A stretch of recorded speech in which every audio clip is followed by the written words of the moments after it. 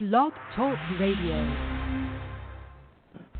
Here at ACO Radio, American Communications Online, or any affiliated stations or websites are not responsible for what guest hosts or call-ins may say. All programming is intended for informational and entertainment purposes only.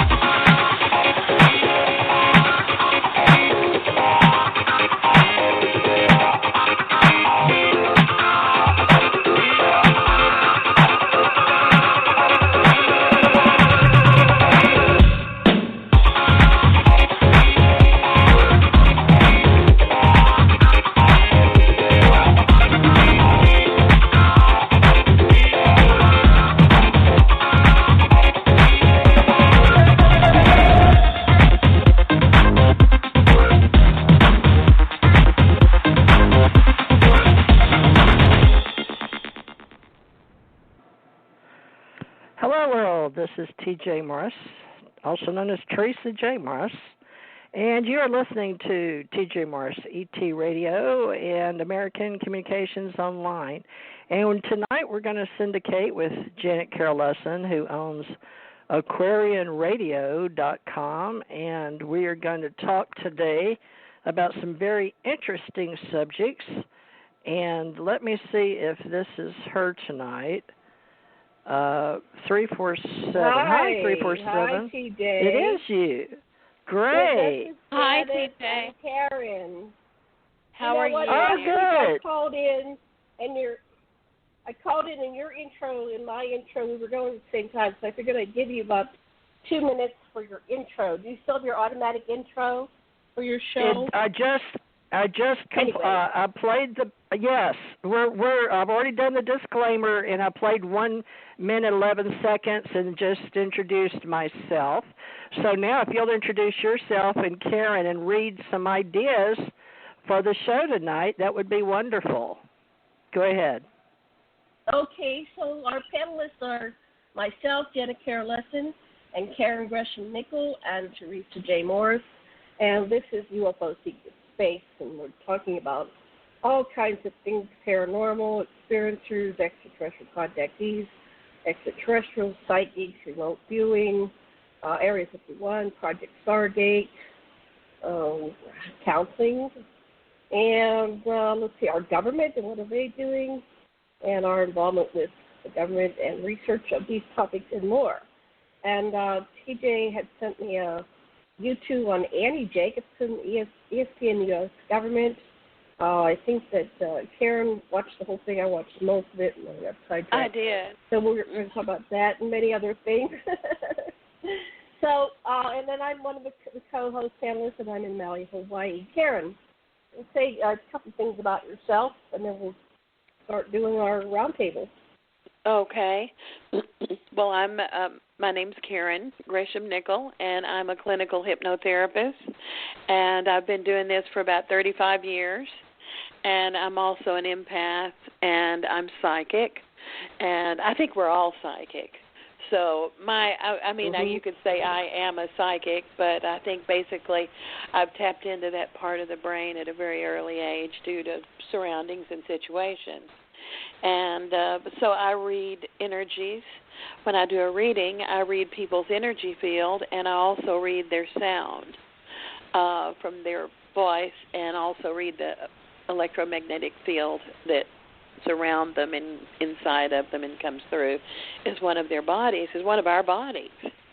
And so that's how I do my readings. I've done regular counseling. I've had a clinic with a very well-known cardiologist who was Michael DeBakey's partner from Houston in the DeBakey Group.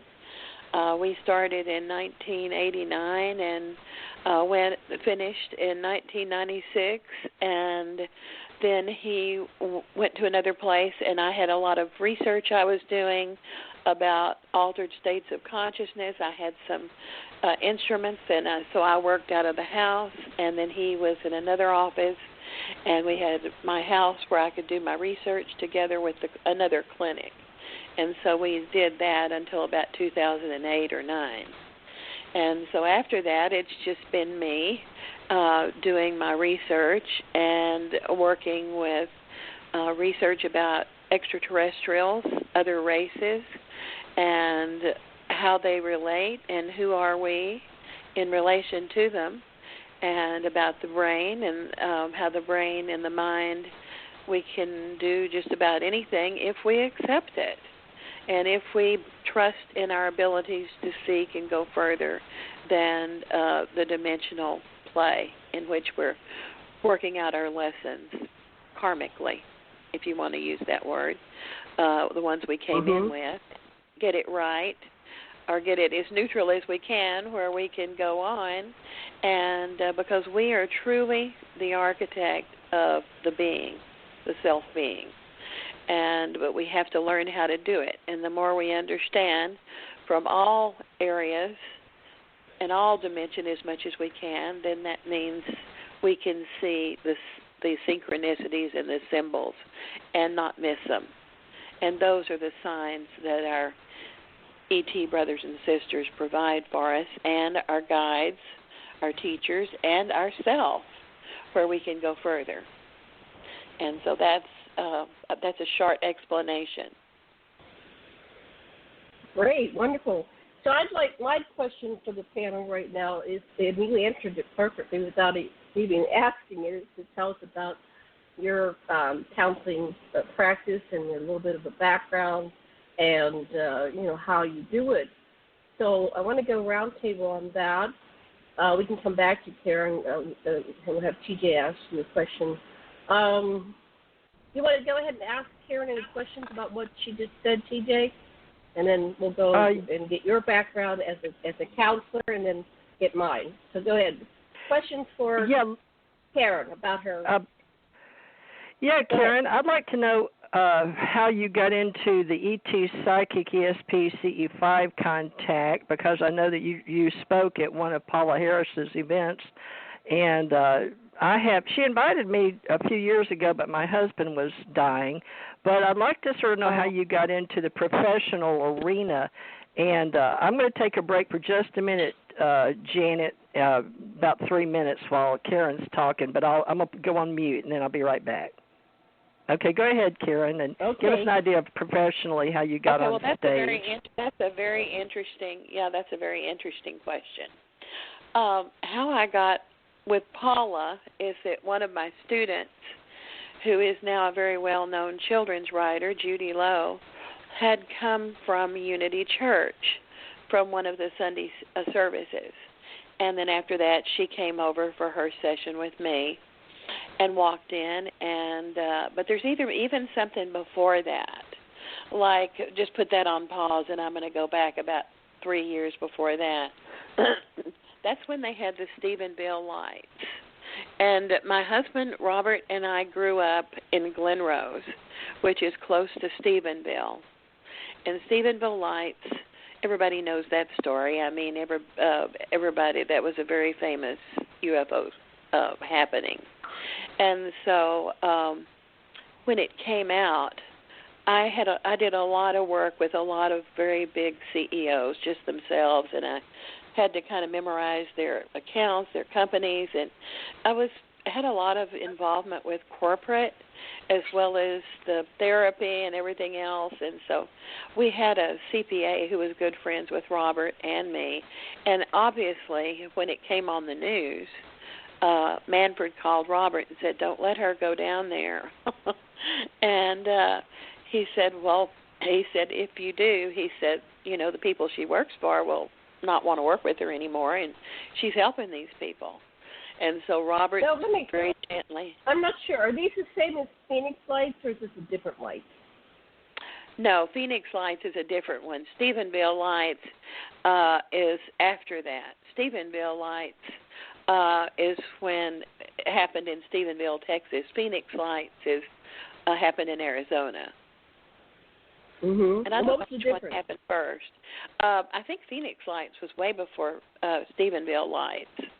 But the Stephenville Lights were when people had, actually people in Glen Rose and Stephenville had seen, one of them had seen a mothership in the day. And so, but anybody would be interested can Google it, and everything's on it. But so anyway, I went ahead and I did what Robert asked me to do. He said, please don't go down there. Please, let's don't. And I said, okay. And he said to me, he said, if you are supposed to be with those people and involved, they'll come to you. You don't have to go to them. I said, okay, well, that's right. So I erased it and had to stop thinking about it. And so then we go back to Judy when she came from her service at Unity Church. And she sat down and she said, oh, you wouldn't believe what they had at church today. And I said, what? She said, well, here's a pamphlet. They're having Starworks USA. It's a UFO conference in Glen Rose. I said, are you kidding? In Glen Rose? She said, well, look at it. And I said, well, let's go. And then she said, sure. I said, well, let's call right now. It was on a Sunday. I believe in doing everything instantly. I don't wait for anything. And so I called up, and Paula had answered the phone. And so we started talking, and she was speaking. We spoke a little in Italian because I had lived in Italy for 5 years and had come to find out that when I lived in Italy, the American school is where she had taught and had friends, and some of those people had been my clients in Rome. Isn't that weird? Wow. And so she said, you're not going to believe this. She said, the hypnotherapist that I was going to use for Starworks in Glen Rose is not going to be able to come, and you're going to be my speaker. And I said, are you kidding? I said, I have never spoken in front of this many people. She said, I'll make it happen for you. I said, okay. Well, she was magical with all of her energy and everything. I mean, just razzle-dazzle, and all that good UFO energy just flashed. And then we were all down there, and it came to find out that some of the CEOs that I worked with even went. And we were all there. It was wonderful. And it was the beginning of her Starworks USA. It was the very first one. And so I have and what presented. Year was that? 2012. What year was that? Okay. 2012. I was at that one. And you were there in Glen Rose? No, I wasn't. No, I take that back. You were. I wasn't there until she moved out to the Aquarius. That's when she first started. Yeah, and then after that, we went to Sebring, Florida. That was excellent. And then we went to Chicago, which was good. And all of them were wonderful. But I have been a presenter with my music and my hypnosis, and for all of them, except last year when Robert passed. So she said from 2012 to now, and they've been just magical and wonderful. And I had a couple after Robert passed to text me and message me. They were very sweet, and they said, "Karen, we have to tell you this. Robert was at the conference," and I said, that doesn't surprise me at all. They said, she said, my husband felt him tap on his shoulder. And Robert was so determined, even though he was not well at the time, he was going to pay a nurse a lot of money to ride with us out there because we had to drive instead of fly because he had his oxygen and had to use the inogen. Right. And he was going to pay the nurse to get us out there. And he was that much of a galactic warrior. Totally dedicated, and but he couldn't, and we couldn't do it. So that's happened, and the rest I said at the earlier show. What happened with the Roswell thing? So that's my story about Paula, and she probably has more historical UFO information than anybody I know. And I'm very grateful to everything that she's done. She's taught me how to speak and so forth and so on.